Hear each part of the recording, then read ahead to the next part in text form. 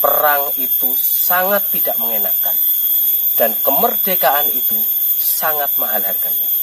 Menjadi kewajiban kita generasi penerus untuk menjaga negara kesatuan Republik Indonesia ini. Sebelum kita lanjutkan video ini, jangan lupa like dan subscribe channel ini.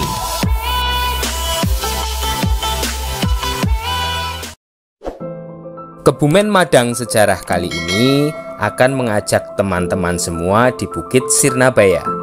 Bukit ini terletak di Desa Karangtengah, Kecamatan Karanggayam, Kabupaten Kebumen. Di puncak bukit inilah makam Pangeran Ngabdurrahim yang memiliki nama asli Bandara Raden Mas Suratman dan bergelar Pangeran Hadi Surya II. Beliau adalah adik dari Pangeran Diponegoro, putra ke-13 Sultan Hamengkubuwana III dari garwa Raden Ayu Puspitasari. Beliau gugur pada masa Perang Jawa di tanah Roma Panjerbagelen yang kini disebut dengan nama Kabupaten Kebumen.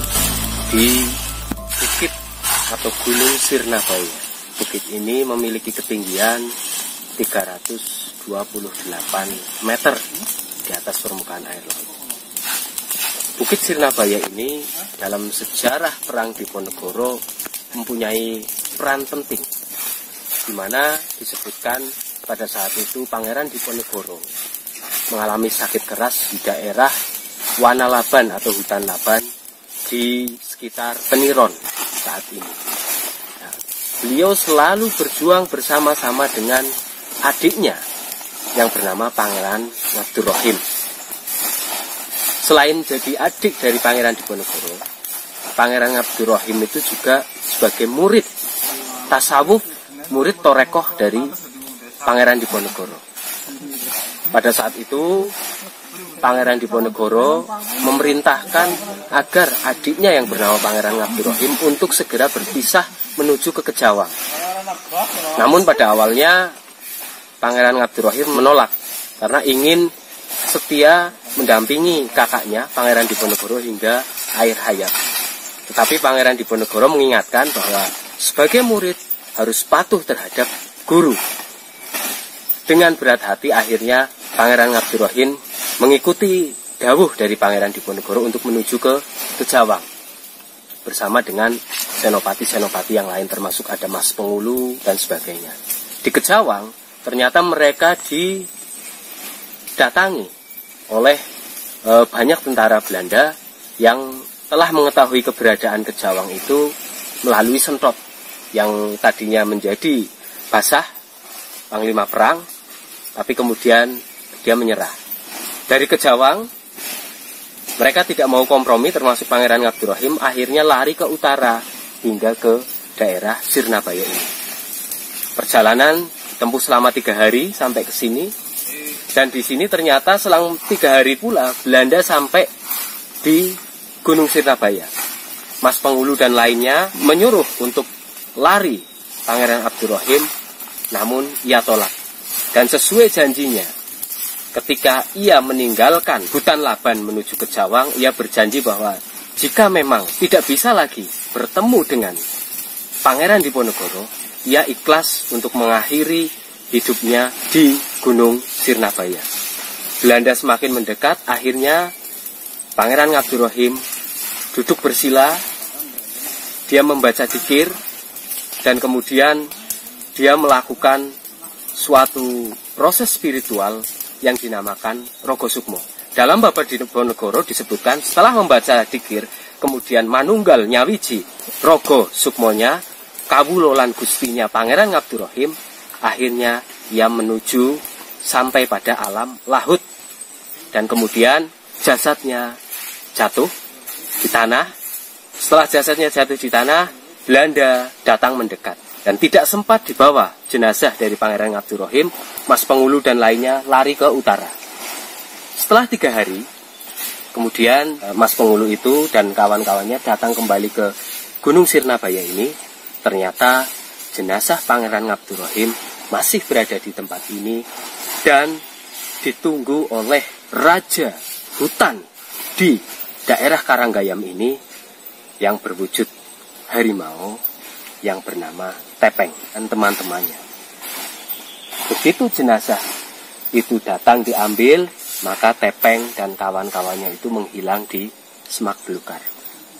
Ini tercantum dalam Babad Diponegoro. Mulai dari situlah Pangeran Diponegoro mengalami kesedihan yang sangat luar biasa ketika tahu bahwa ternyata Pangeran Ngabdurrahim itu telah meninggal, telah pulang ke rahmatullah. Dan di tempat inilah ada sebuah jejak besar perang Diponegoro pada masa akhir perang Diponegoro.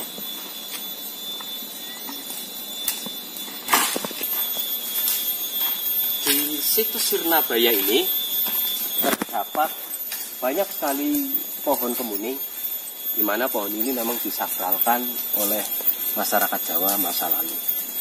Nah, untuk pertama kali di bagian awal, di bagian selatan dari situs Sirnabaya, bisa kita jumpai satu tugu dibuat oleh Belanda saat itu, oleh kolonial, di mana ini menandakan tugu batas atau pal batas ketinggian dari permukaan air laut.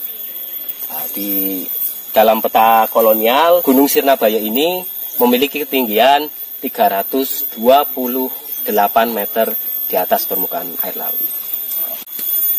Ada tanda yang ini juga dari batu alam yang telah dibuat oleh manusia.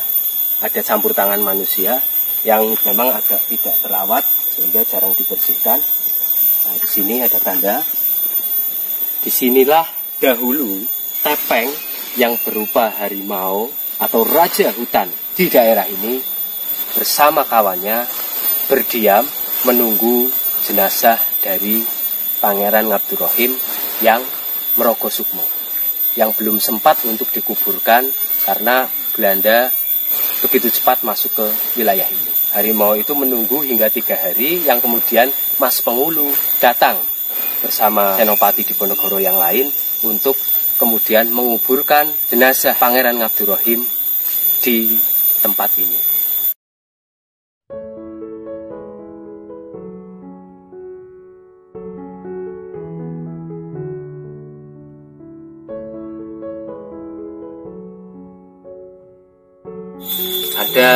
Terdapat 2 makam. Yang pertama adalah makam yang paling utara yang saat ini sudah disungkup.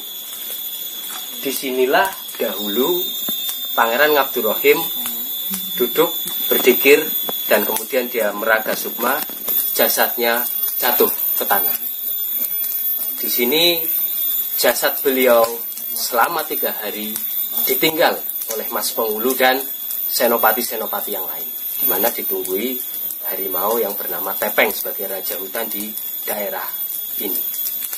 Selanjutnya, setelah 3 hari, Mas Pengulu datang beserta senopati yang lain merawat jenazah dari Pangeran Ngabdurrahim untuk dikuburkan, dan jenazahnya dikuburkan sebelah selatan dari posisi cungkup ini. Artinya dikuburkan di sebelah selatan dari posisi ketika ia melakukan tikir dan Rogosukmo.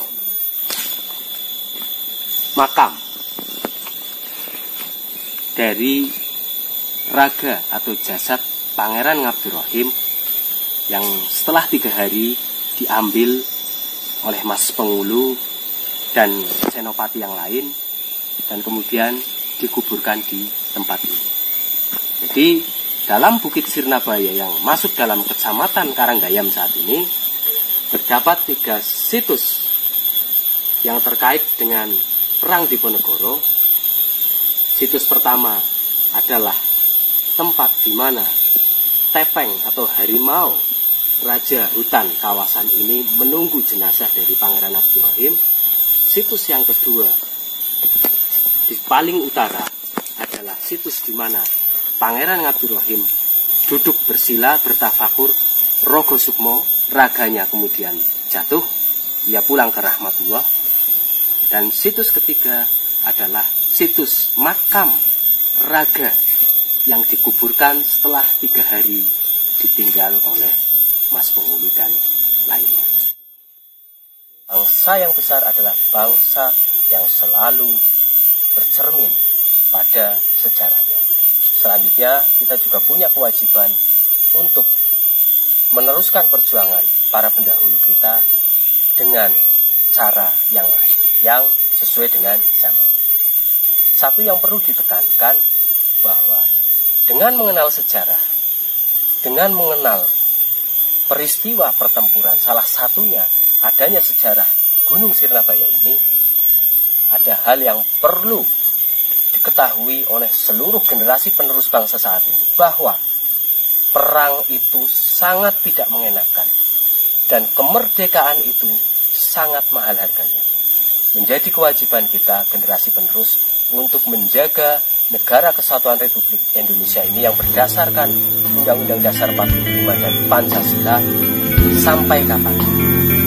NKRI harga mati.